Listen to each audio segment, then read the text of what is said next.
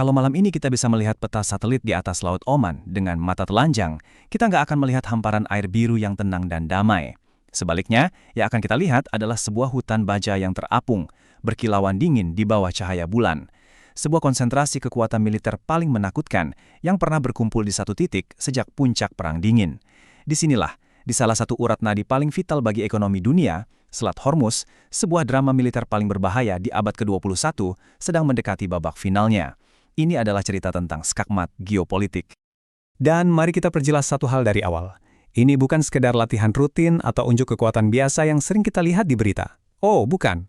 Ini adalah pengerahan armada perang Amerika Serikat terbesar dalam satu dekade terakhir, yang kini berhadapan langsung dengan sebuah perisai tak kasat mata, sebuah benteng yang didirikan oleh kekuatan dari timur, kekuatan yang akan mengubah segalanya.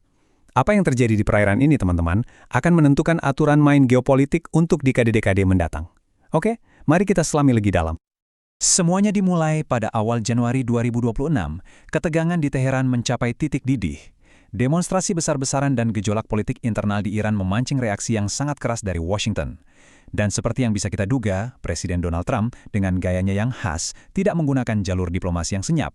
Melalui platform media sosial favoritnya, ia mengirimkan sebuah pesan singkat yang mengguncang dunia. Sebuah armada besar sedang dalam perjalanan. Dan itu sama sekali bukanlah ancaman kosong. Dalam hitungan beberapa hari saja, koordinat militer di seluruh dunia mulai bergeser. Kapal induk bertenaga nuklir kelas Nimitz, USS Abraham Lincoln, sebuah kota terapung seberat 100.000 ton yang sedang berpatroli dengan tenang di Samudra Pasifik, tiba-tiba menerima perintah baru. Putar haluan, pacu mesin reaktor nuklirmu, dan berlayar secepat mungkin menuju Laut Arab Utara. Perintah ini adalah sinyal pertama, sinyal paling jelas bahwa Amerika Serikat serius dengan ancamannya. Seekor raksasa baja sedang bergerak menuju zona konflik. Tapi Lincoln tidak datang sendirian. Seekor predator punjak tidak pernah berburu tanpa kawanannya. Dari Pasifik, ia dikawal oleh kapal-kapal perusak paling mematikan di dunia. USS Frank E. Peterson Jr., USS Prudence, dan USS Michael Murphy. Dari sisi lain dunia, USS Delbert D. Black melintasi Atlantik, seolah muncul dari kegelapan Laut Merah dengan senyap. Sementara itu, di Mediterania Timur, USS Bulkley dan USS Roosevelt sudah menunggu seperti serigala lapar, siap bergabung. Ini bukan sekedar pergerakan kapal, ini adalah pergerakan bidak catur global yang terkoordinasi dengan presisi yang mematikan. Sekarang, mari kita fokus pada angka ini, 756. Itu bukan sekedar angka biasa. Itu adalah jumlah total sel Vertical Launch System atau VLS dari semua kapal perusak yang mengawal Lincoln. Coba bayangkan, setiap sel ini adalah sebuah silo vertikal yang siap memuntahkan rudal jelajah Tomahawk yang bisa terbang ratusan kilometer dan masuk lewat jendela sebuah gedung. Sekarang, kalikan kekuatan itu sebanyak 756 kali. Ini setara dengan kekuatan rudal gabungan dari beberapa negara Eropa. Semuanya terkonsentrasi dalam satu gugus tempur. Bayangkan 756 laras senapan raksasa yang siap melepaskan badai api dari lautan. Jadi, apa artinya 756 sel VLS dalam praktek? Artinya, dengan satu perintah dari ruang komando, Amerika Serikat mampu menciptakan hujan lebih dari 750 rudal yang melesat menuju daratan Iran. Sebuah hujan besi yang bisa melumpuhkan pangkalan udara, pusat komando, stasiun radar, dan fasilitas nuklir dalam satu malam saja. Inilah inti dari doktrin militer yang dikenal sebagai shock and awe, guncangan dan kengerian. Tujuannya bukan hanya mengancarkan, tapi juga mematahkan semangat lawan sebelum mereka sempat melawan. Ditambah lagi dengan skuadron jet tempur siluman F-35 dan F-18 di dek Lincoln, Iran secara militer tampak benar-benar terkepung dan tidak punya peluang sama sekali. Namun, di tengah kepungan baja Amerika ini, Teheran tidak panik. Mereka sudah mempersiapkan skenario mimpi buruk ini selama bertahun-tahun.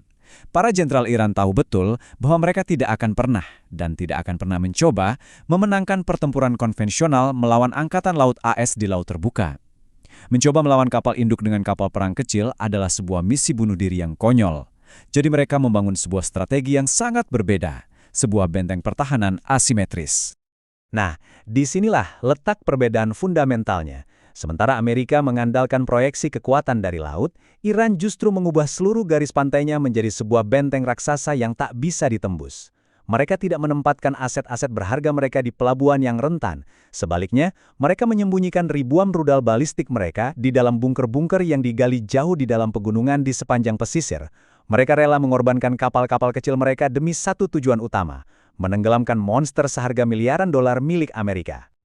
Dan senjata andalan mereka untuk tugas ini adalah Zolfagar. Ini bukan rudal biasa, ini adalah rudal balistik anti kapal yang diluncurkan dari darat dengan jangkauan 700 km. Mari kita lihat petanya sejenak. Jangkauan 700 km itu berarti setiap kapal musuh sekecil apapun yang berani memasuki perairan sempit Teluk Persia secara otomatis sudah berada di dalam lingkaran bidik radar Iran. Seluruh teluk itu bagi Angkatan Laut Amerika telah berubah menjadi ladang pembantaian yang tak terhindarkan, sebuah kill box raksasa. Jadi, sekarang kita punya dua kekuatan yang saling berhadapan dengan strategi yang sangat berbeda. Di satu sisi, ada predator raksasa dengan 75 cakar rudal yang siap menerkam. Di sisi lain, ada sebuah benteng pesisir yang dipenuhi ribuan jebakan mematikan. Papan catur sudah siap. Armada Amerika sudah dalam posisi lock and loaded, siap untuk menyerang. Namun, tepat pada saat itu, sebuah variabel yang tidak diperhitungkan oleh banyak analis di Washington muncul ke permukaan. Sebuah variabel yang mengubah seluruh permainan catur ini. Dari sudut pandang Pentagon, permainan ini tampaknya sudah selesai, bahkan sebelum dimulai. Iran terkepung dari segala arah. Kekuatan api mereka tidak sebanding sama sekali. Secara logika militer murni, Teheran hanya tinggal menunggu waktu untuk menyerah atau dihancurkan. Benar kan? Ternyata tidak. Karena ada pemain ketiga dan keempat yang diam-diam memasuki arena tanpa diundang. Coba kalian bayangkan suasana di ruang situasi Gedung Putih. Saat semua orang tegang menunggu perintah serangan, tiba-tiba sebuah berita mengejutkan muncul di layar. Rusia dan Tiongkok baru saja mengumumkan latihan Angkatan Laut Gabungan mendadak bernama Will for Peace 2026. Dan lokasinya bukan di Laut Cina Selatan atau Laut Baltik. Lokasinya adalah Laut Oman dan Samudra Hindia bagian utara, tepat di jantung zona operasi armada Amerika. Ini bukan kebetulan, ini adalah sebuah langkah catur geopolitik yang jenius sekaligus sangat nekat. Apa yang dilakukan Rusia dan Tiongkok adalah menerapkan sebuah doktrin klasik dari era Perang Dingin yang disebut tripwire atau kawat perangkap. Sederhananya begini, dengan menempatkan kapal-kapal perang mereka di antara armada AS dan target di Iran, mereka menciptakan sebuah perisai manusia internasional yang terdiri dari aset-aset bernilai tinggi. Mereka tidak perlu menembakkan satu peluru pun. Kehadiran mereka saja sudah cukup untuk mengirim pesan yang sangat jelas. Jika kalian menyerang Iran, ada kemungkinan besar rudal kalian akan mengenai kami. Dan jika itu terjadi, perang ini bukan lagi antara AS dan Iran, tapi antara AS melawan Rusia dan Tiongkok. Ini adalah sebuah veto fisik terhadap rencana serangan Amerika. Langkah brilian ini secara instan menciptakan mimpi buruk strategis bagi para komandan Amerika di lapangan. Seluruh kalkulasi resiko yang sudah mereka siapkan berhari-hari menjadi tidak berguna. Tangan mereka yang tadinya sudah sangat bebas untuk menarik pelatuk, kini seolah-olah terikat oleh rantai baja politik internasional yang tak terlihat. Grafik ini dengan sangat baik menggambarkan perubahan situasi yang drastis.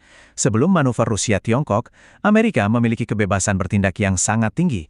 Mereka adalah predator tunggal, dan Iran adalah mangsanya. Setelah manuver itu, situasi berubah 180 derajat menjadi kebuntuan kekuatan besar atau Great Power Standoff. Risiko salah perhitungan melonjak ke tingkat yang sangat tinggi.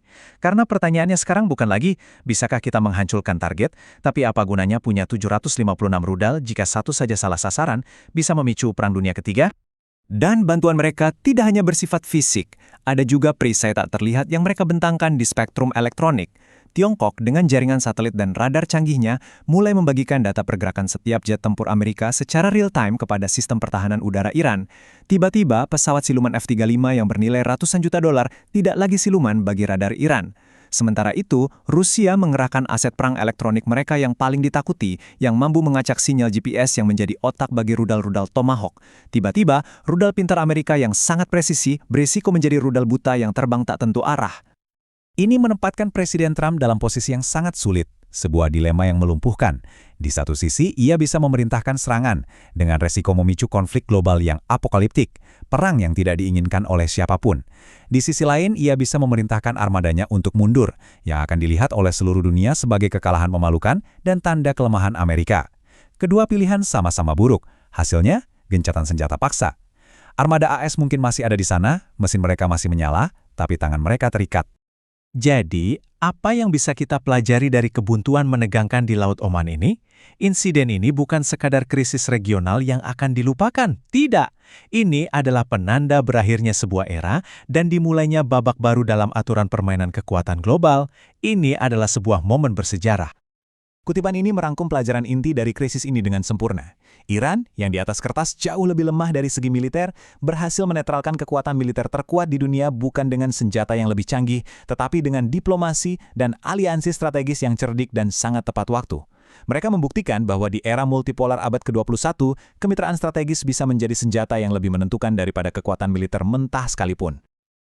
Titik krusialnya adalah ini. Laut Oman telah menjadi panggung di mana era dominasi tunggal Amerika Serikat secara terbuka ditantang dan bahkan dihentikan oleh kekuatan kolektif dari timur.